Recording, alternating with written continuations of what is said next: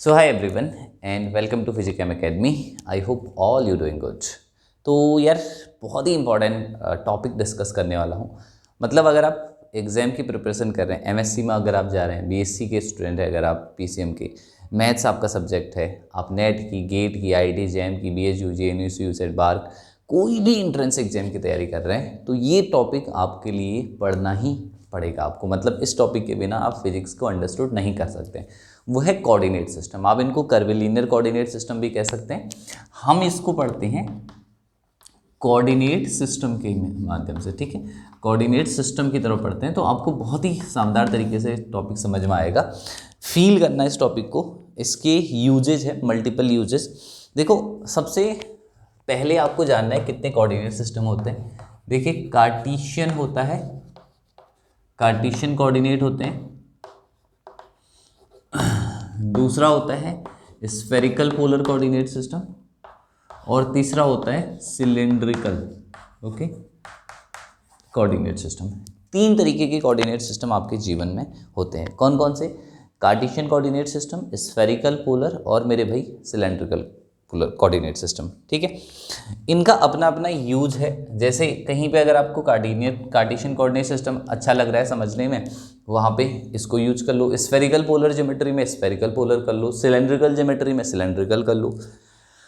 तो अगर आप इनको डिटेल में डिस्कस करना चाह रहे हैं तो सबसे पहले देखिए कार्टेशियन के बारे में डिस्कस कर लेते हैं। कार्टेशियन कोऑर्डिनेट के बारे में डिस्कस कर लेते हैं। See what is the Cartesian coordinate system. सबसे पहले यहाँ पे जो कोऑर्डिनेट होते हैं कार्टेशियन कोऑर्डिनेट में, वो होते हैं एक्स, वाई और जेड।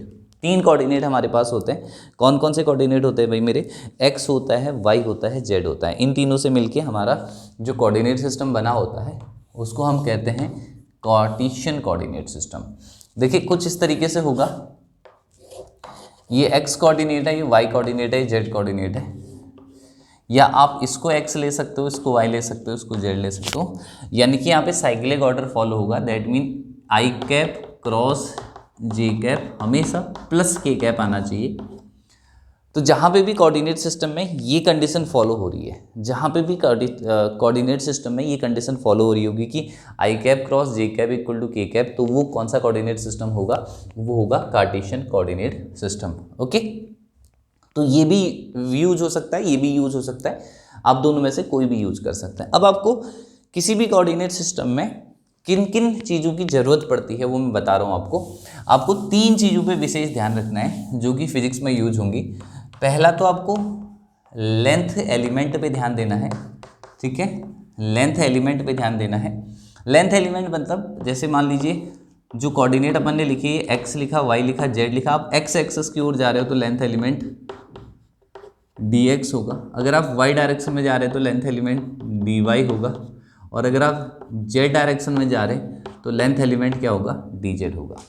ओके, तो लेंथ एलिमेंट यानी कि x एक्सेस के अलोंग क्या हो जाएगा? dx आई कैप।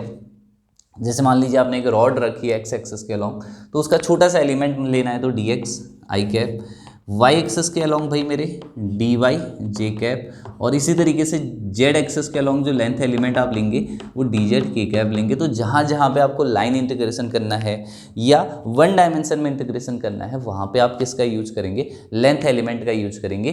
तो होपफुली सारे बच्चों को ये जो पॉइंट है ना, ये जो पॉइंट है वो अंडरस्टूड हो गए होंगे। ओके, कोई इसमें समस्या, कोई डाउट हो तो please let me know. Note कर लीजिए आराम से। वीडियो को आप स्लो मोशन में देख सकते हैं, फास्ट करके देख सकते हैं, वो आपकी इच्छा है। जैसे तुम्हें देखनी हो वैसे देखना। दूसरा जो कोऑर्डिनेट होता है यहाँ पे आपको एरिया एलिमेंट पे ध्यान देना होता है, ठीक है, एरिया एलिमेंट्स पे ध्यान देना होता है। देखो यार, एरिया एलिमेंट क्या क्या होते हैं? आपके प्लेन है मतलब, ठीक है, ये आपका एक्स प्लेन है, वाई प्लेन है, जेड प्लेन है। तो एरिया एलिमेंट ये होते हैं। ये जो प्लेन है ना, ये कौन सा प्लेन है? एक्स वाई प्लेन है मेरे हिसाब से, ठीक।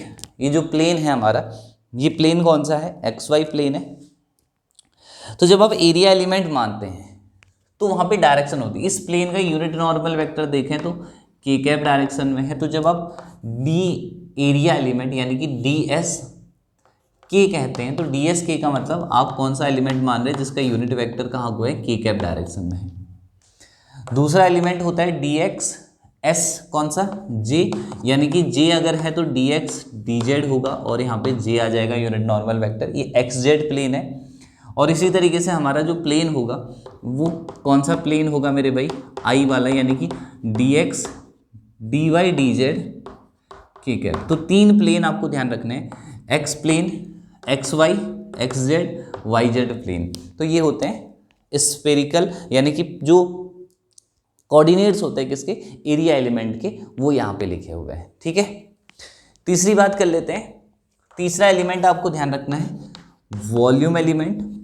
तो अगर बात करें वॉल्यूम एलिमेंट की, तो वॉल्यूम एलिमेंट जो होता है हमारा वो होता है dx dy dz, यानी कि लेंथ विड्थ हाइट। देखो ओके, और वेरिएशन देखें तो x जो है -इन्फिनिटी टू +इन्फिनिटी की वैल्यू परचेज करेगा, y जो है -infinity to +infinity value purchase करेगा, z जो है -infinity to +infinity value purchase करेगा। यानी कि x y z की जो वैल्यूज है, तीन चीज़ें हैं हमारे पास, x है बच्चों, y है हमारे पास, z है। तो x y z क्या कर सकते हैं, -इन्फिनिटी से लेके +इन्फिनिटी के बीच में आपकी कोई भी वैल्यू परचेज कर सकते हैं। जैसे यहाँ पे देखिए -infinity to +infinity, -infinity to +infinity and -infinity to +infinity. तो x y z की जो वैल्यूज है ना आपकी, वो कहीं से भी कहीं तक वेरी कर सकती है। -इन्फिनिटी टू कहाँ वेरी कर सकती है, +इन्फिनिटी वेरी कर सकती है, इस बात को ध्यान रखिएगा। तो ये तो है बात किसके बारे में, प्लेन पोलर कोऑर्डिनेट सिस्टम के बारे में, यानी कि सॉरी ये है कार्टेशियन कोऑर्डिनेट सिस्टम के बारे में। Okay, I hope you understood. Cartesian coordinate system में क्या चीज़ आपकी इंपॉर्टेंट है, मुझे लगता है कि ये बात समझ में आ गई होगी तुम्हारे। देखो दूसरा होता है स्फेरिकल पोलर, ठीक है, दूसरा कोऑर्डिनेट सिस्टम होता है हमारे पास स्फेरिकल पोलर कोऑर्डिनेट सिस्टम। अब देखो स्फेरिकल पोलर कोऑर्डिनेट सिस्टम अगर 2 डायमेंशन में यूज हो रहा है, तो 2 डायमेंशन में मेरे भाई क्या यूज होगा, यहाँ पे पोलर कोऑर्डिनेट कहेंगे इसको। 3 डायमेंशन में यूज हो रहा है तो स्फेरिकल पोलर हो जाएगा r, थीटा और फाई। तीन चीजें हैं यहाँ पे, कौन कौन है भाई, r है, थीटा है, फाई है। तो जब r, थीटा और फाई आपस में मिल जाते हैं, r, थीटा और फाई आपस में मिल जाते हैं, तो नया कोऑर्डिनेट सिस्टम बनता है जिसको हम कहते हैं spherical polar coordinate system, and the coordinate are r, theta and phi. तो स्फेरिकल पोलर में r, थीटा, फाई होंगे। अब देखो कैसे बनता है ये, मेन चीज है geometry. Limit you know that, सबसे छोटा स्फीयर 0 रेडियस का हो सकता है, सबसे बड़ा स्फीयर इन्फिनिटी रेडियस का हो सकता है। थीटा की लिमिट 0 to पाई होती है और फाई की लिमिट होती है 0 to 2 पाई, है ना। कोऑर्डिनेट खींचता हूँ यहाँ पे, ध्यान से समझना बच्चों, अदरवाइज फिर जो है कभी नहीं आएगा। तो अपन क्या करेंगे कि स्फेयर खींचेंगे ऐसे, स्फेयर है ना, ये प्लेन है स्फेयर का, तो एक प्लेन भी ड्रॉ कर लो यहाँ पे, ये दिस इज अ प्लेन। तो यहाँ से ओरिजिन है, यहाँ से ये रेडियस एलिमेंट है, ठीक है। तो ये जो डायरेक्शन है वो r कैप कहलाएगी। थीटा ऐसे रोटेट करता है, देखो जेड एक्सिस के साथ जो एंगल बनता है दिस इज थीटा। तो थीटा की जो डायरेक्शन है यहाँ पे टेंजेंट ड्रॉ करेंगे तो थीटा कैप मिल गया। कैसे करेंगे, ऐसे, थीटा ऐसे रोटेट हो रहा है। अब यहाँ से केवल यहीं तक रोटेट होता है थीटा, पूरा इसलिए रोटेट नहीं होता है कि क्योंकि जब अपन स्फेयर को कभी सामने से देखते हैं, कोई भी चीज़ आप गोल अगर चीज़ है, ठीक है, कोई भी चीज़ आपके पास गोल है, राउंड शेप की है, तो देखो जब आप उसको सामने से देखोगे, स्फेरिकल शेप की कोई भी ऑब्जेक्ट मान लो, एक बॉल मान लो, ठीक है, जैसे मैं अपने हाथ को ऐसे गोल कर रहा हूँ, तो आपको मेरे पीछे मैंने क्या किया है, पीछे मैंने क्या पकड़ा है, बिल्कुल नहीं दिखाई दे रहा होगा। तो ये सामने का फ्रंट पार्ट आपको दिखाई दे रहा है, पीछे का ऐसा नहीं दिखाई दे रहा है। तो गोल, जब भी कोई राउंड है ना सर्कुलर चीज़ देखते हैं तो आप क्या करते हो, पीछे की चीज़ को नहीं देखते हो, ठीक है, बैक साइड आपको नहीं दिखाई देता है। इसलिए जो हमारी लिमिट है, जो हमारी लिमिट है भाई, वो कहाँ से कहाँ तक वेरी की, 0 to पाई वेरी की। इसमें बहुत जीवन में आपको कन्फ्यूजन रहेगा, ठीक है, तो उस कन्फ्यूजन को आज दूर कर लीजिए, तो फिर कभी कन्फ्यूजन नहीं रहेगा। अगर आप इसको अभी दूर नहीं करोगे तो फिर सोचोगे यार ये कैसे होगा, कैसे होगा, कैसे होगा। तो उस चीज़ का आंसर है कि ये कैसे होगा, कैसे होगा। अगर इस चीज़ का आंसर चाहिए तो यहाँ पे लिखा हुआ है, ठीक है। तो इस चीज़ का आंसर यहाँ पे रिटर्न है कि भाई ये ऐसे इस तरीके से आप इसको कर सकते हो। फिर देखो फाई क्या करेंगे, इसका ये कंपोनेंट क्या हो गया, आर कॉस थीटा। इसका अगर मैं प्रोजेक्शन ले लूँ ये यहाँ पे, तो ये क्या बन जाएगा, आर साइन थीटा। तो ये आर साइन थीटा यहाँ से जो एंगल बनाता है, ठीक है, इसको कहते हैं फाई। फाई क्या होता है, फाई का जो रोटेशन होता है वो 0 to 2 पाई लिखा है, यानी कि फाई ऐसे स्टार्ट होकर पूरा ऐसे घूमता है, ठीक है। तो दो एंगल होते हैं, एक फाई ये वाला जो ऐसे रोटेट कर रहा है, तो फाई कहाँ को होगा, यहाँ पे अंदर की ओर, फाई कहाँ को है, अंदर की ओर, ऐसे ऐसे। यहाँ पे फाई कहाँ को है, इधर की ओर, यहाँ पे फाई कहाँ को है, इधर को। तो टेंजेंट डालते रहो, फाई की डायरेक्शन मिलते रहेगी। ओके, तो तीन चीजें आ गई। यू कैन अंडरस्टूड कि R cap is directly is perpendicular to theta cap is perpendicular to phi cap, ठीक है।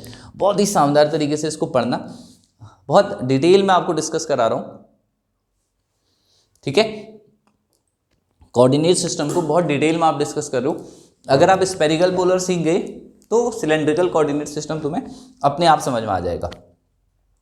ये समझ गए। अब देखो लिमिट समझने के बाद आपको जरूरत है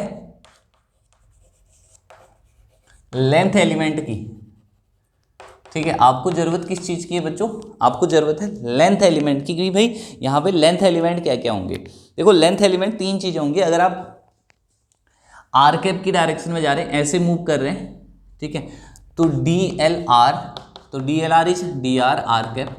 दूसरा डी एल थीटा, तो D theta, D L theta is length. Okay, so यहां से मान लो, यहां से आप यहां चले गए, यहां से यहां चले गए, तो ये थीटा एंगल है, तो ये कितना एंगल होगा, डी थीटा। ये भाई यहां से यहां चले गए, तो ये एंगल थीटा था, तो ये कितना हो गया यहाँ पे जाते जाते।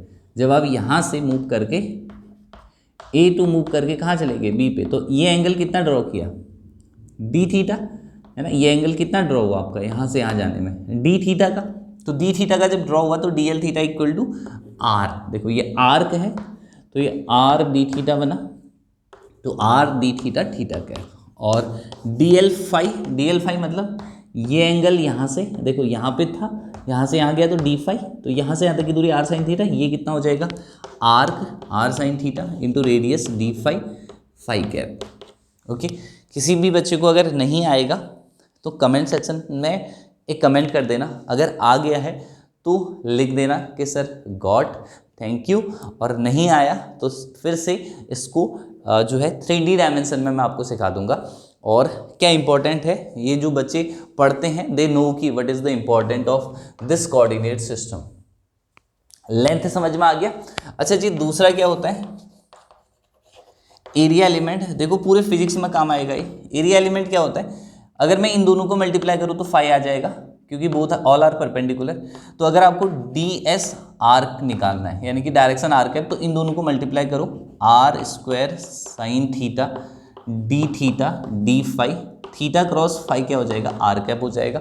अच्छा ये प्लेन कौन सा है, ये वाला प्लेन है। ये आर कैप किसका यूनिट नॉर्मल वेक्टर है, आर कैप है इस सरफेस का यूनिट नॉर्मल है, ये आर कैप, ये है आर कैप, ये है आर कैप, ये है आर कैप, ये तो आर कैप आउटर सरफेस का यूनिट नॉर्मल वेक्टर है। तो D S R, R square क्या लिखा हुआ है, देखो R square sine theta D phi R cap. अगर आप इसको 0 to r 0 to pi 0 to 2 pi integrate करोगे तो it comes out to be 4 pi R square, outer surface area. दूसरा डी एस थीटा कैसे निकलेगा, इन दोनों को मल्टीप्लाई करके, तो R sine theta D phi और थीटा कैप। अब थीटा कैप मतलब ये वाला प्लेन है, ये जो प्लेन दिख रहा है आपको, ये वाला प्लेन जो है इसका यूनिट नॉर्मल वेक्टर ऐसे होगा या ऊपर को होगा, तो ये थीटा कैप वाला प्लेन है। और डी एस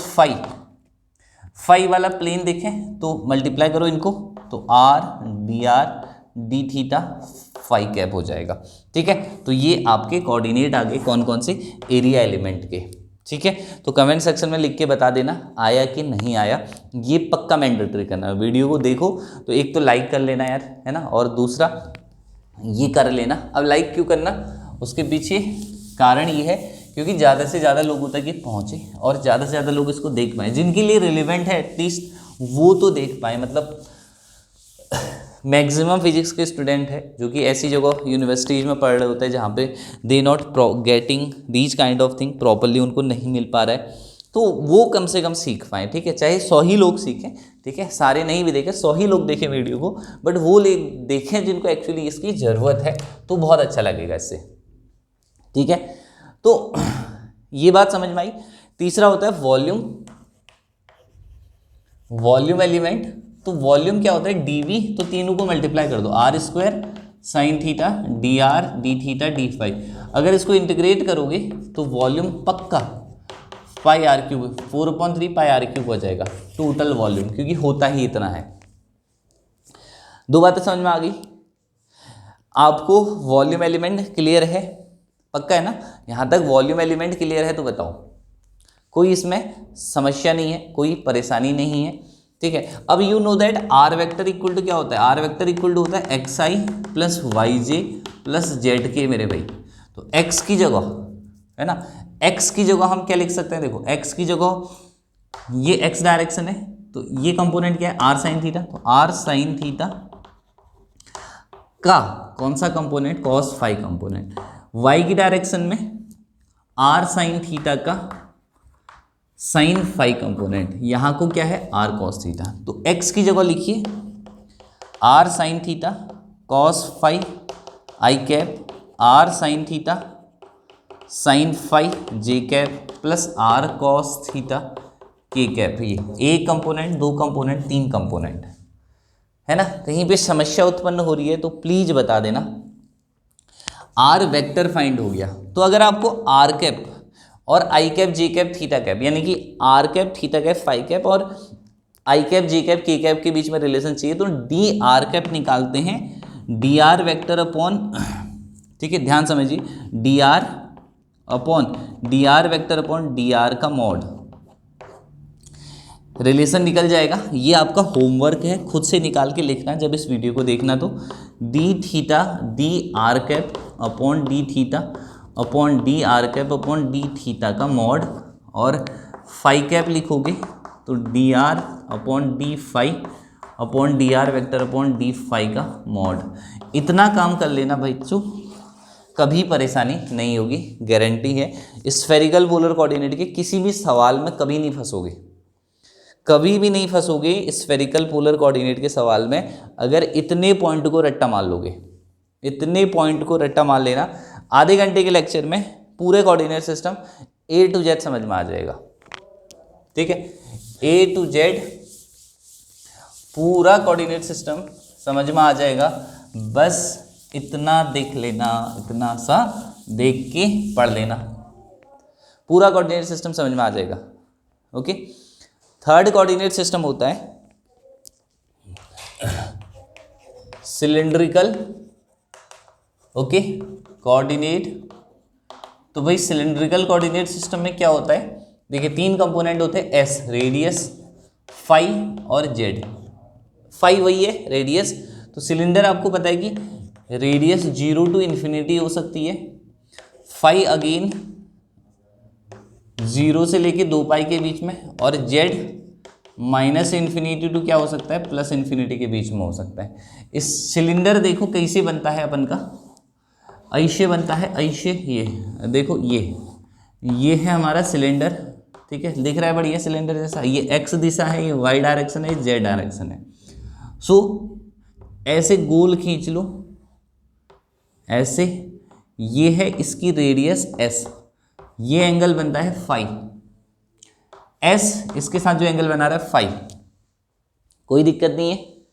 तो तीन वेरिएबल है, तो सबसे पहले बात करें लेंथ एलिमेंट की, तो यार लेंथ एलिमेंट देखना है ना, थोड़ा सा लंबा लेक्चर लगेगा क्योंकि काफ़ी इंपॉर्टेंट है ना। जो IIT JEM की तैयारी कर रहे हैं, नेट की, गेट की, कोई भी स्टूडेंट है, coordinate system is very very important.